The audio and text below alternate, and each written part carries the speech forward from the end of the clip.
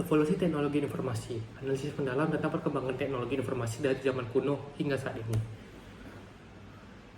Pada kali ini kita akan membahas 8 poin dari evolusi teknologi informasi. Yang pertama adalah pengenalan komputer pertama, yakni ENIAC. Lalu yang kedua muncul sistem operasi. Yang ketiga pengembangan mikroprosesor. Yang keempat revolusi komputer pribadi. Poin 5, internet diperkenalkan. Lalu poin ke-6, era digital dan sosial media.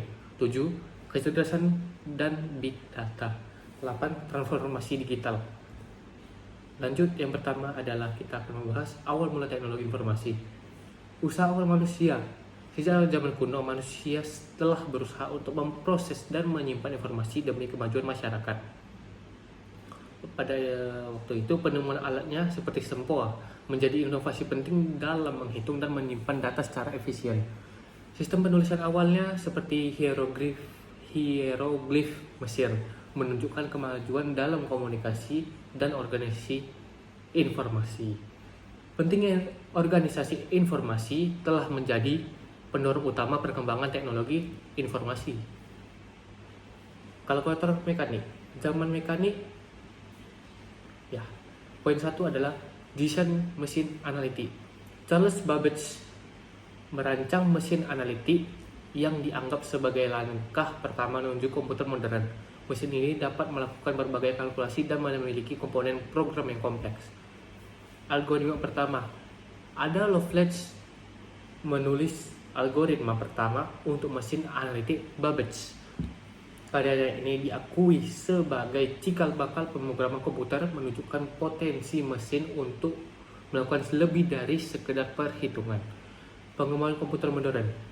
Inovasi dari Babbage dan Lovelace membuka jalan bagi perkembangan komputer modern. Konsep dasar komputasi, algoritma, dan perangkat keras mulai terbentuk, memengaruhi teknologi di masa depan.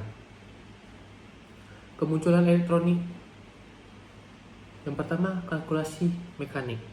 Sebelum munculnya komputer elektronik, kalkulator mekanik digunakan untuk perhitungan dasar, yang manakalanya waktu itu sangat membatasi kemampuan memproses data. Lalu, pengembangan ENIAC sebagai komputer elektronik pertama memulai era baru dalam pemrosesan data, memungkinkan perhitungan lebih cepat dan kompleks. 3. Komputer pertama umum UNIVAC atau kita bilangnya UNIVAC, menjadi komputer pertama yang dipasarkan secara komersial, memperluas penggunaan komputer dalam bisnis dan pemerintah. Era transistor. Peralihan dari tabung vakum ke transistor menyempurnakan desain komputer, menjadikan lebih kecil, lebih cepat, lebih efisien. 5. Ada komputer mainframe. Munculnya komputer mainframe yang digunakan oleh perusahaan besar untuk memproses data dalam jumlah besar, memicu pertumbuhan industri TI atau kita bilang IT. Oke, lanjut ke mikroprosesor. Penemuan mikroprosesor mendorong revolusi komputer pribadi, membuat teknologi lebih terjangkau dan aksesibel bagi masyarakat. Lanjut, yang ketujuh adalah komputer pribadi. Pengenalan komputer pribadi mengubah cara individu bekerja dan berkomunikasi, serta menciptakan basis pengguna yang luas di seluruh dunia. Lanjut, yang ke-8 ada internet dan jaringan. Internet menjadi arus utama menghubungkan komputer di seluruh dunia dan membuat komunikasi dan kolaborasi yang lebih baik. 9. Ada komputasi awan. Kemunculan komputasi awan memungkinkan akses data dan aplikasi dari mana saja, mau di rumah, mau di luar negeri, mau di luar kota, semua bisa. Meningkatkan fleksibilitas dan efisiensi operasional. Yang ke-10 atau di era ini adalah kecerdasan buatan, yakni integrasi kecerdasan buatan dalam komputer modern, memfasilitasi pengolahan data dan yang lebih cerdas dan otomatisasi proses bisnis. Lanjut, era komputer mainframe dan mini komputer. Dari dominasi komputer mainframe ke munculnya mini komputer. Yang pertama, dominasi komputer mainframe. Pada tahun 1950-an, komputer mainframe menjadi pusat teknologi informasi, digunakan untuk digunakan oleh perusahaan besar dan lembaga pemerintah untuk memproses data dalam jumlah besar dan dengan efisien tinggi. Di tahun 1960-an, mini komputer diperkenalkan sebagai alternatif yang lebih terjangkau dan fleksibel. Kemungkinan organisasi kecil untuk mengakses teknologi komputer tanpa harus berinvestasi pasar. Revolusi komputer pribadi. Munculnya Altair 8800 diluncurkan sebagai komputer pribadi pertama yang dapat dirakit oleh pengguna, menandai awal dari era komputer pribadi. Didirikannya Apple Computer, Steve Jobs dan Steve Wozniak mendirikan Apple Computer yang kemungkinan meluncurkan Apple One atau Apple I, komputer pribadi yang sangat inovatif. Peluncuran IBM PC. IBM meluncurkan PC pertamanya yang menjadi standar industri dan meningkatkan popularitas komputer pribadi di kalangan pengguna umum. Pengenalan Lisa. Apple memperkenalkan Lisa, salah satu komputer pribadi pertama yang menggunakan antarmuka pengguna grafis, meskipun tidak sukses secara komersial. Peluncuran Macintosh. Macintosh diluncurkan oleh Apple lagi. Ya, Apple sangat terkenal. Membawa antarmuka pengguna grafis ke arus utama dan mengubah cara orang berinteraksi dengan komputer. Lalu, komputer pribadi terjangkau. Perkembangan teknologi membuat komputer pribadi semakin terjangkau, memperluas akses ke teknologi di kalangan masyarakat luas. Lalu, Windows 3.0 diluncurkan. Microsoft meluncurkan Windows 3.0 meningkatkan penerimaan sistem operasi berbasis grafis dan mendorong penggunaan komputer pribadi di rumah dan di kantor. Kebangkitan internet, sorotan utamanya ada dari era 1990-an. Perkembangan internet dimulai dari tahun 1990, internet sangat berkembang pesat, menjadi fondasi bagi komunikasi modern. Transformasi komunikasi, mengubah cara kita berkomunikasi, memungkinkan interaksi yang lebih cepat dan lebih efisien.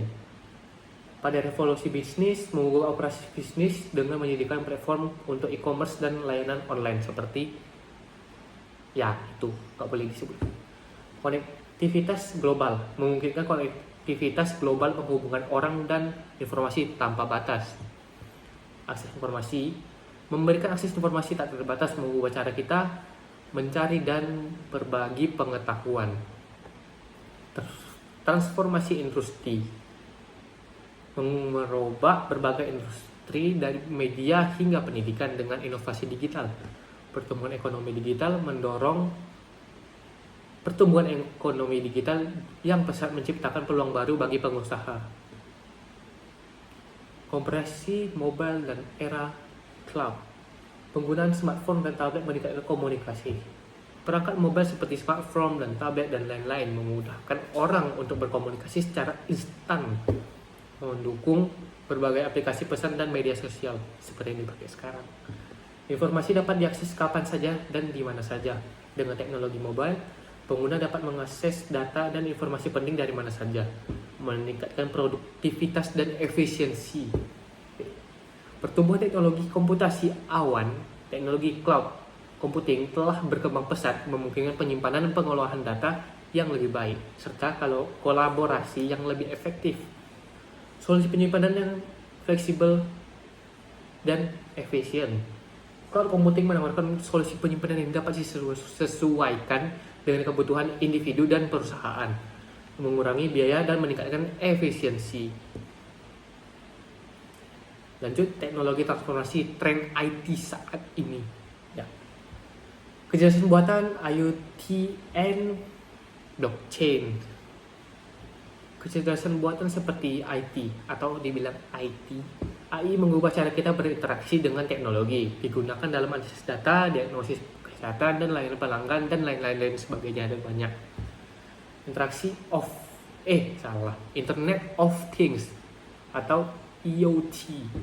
IoT menghubungkan perangkat secara global, memungkinkan analisis data real time atau langsung untuk meningkatkan efisiensi dan pengalaman pengguna. Lanjut kita blockchain ya.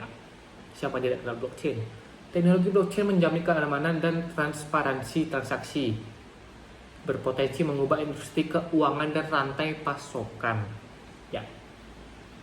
Arah masa depan IT. Yang pertama adalah potensi dan tantangannya. Masa depan IT dipenuhi dengan berbagai potensi yang menjanjikan, namun juga tantangan yang harus dihadapi oleh semua pihak, bukan hanya orang IT saja. Lalu yang kedua, inovasi berkelanjutan.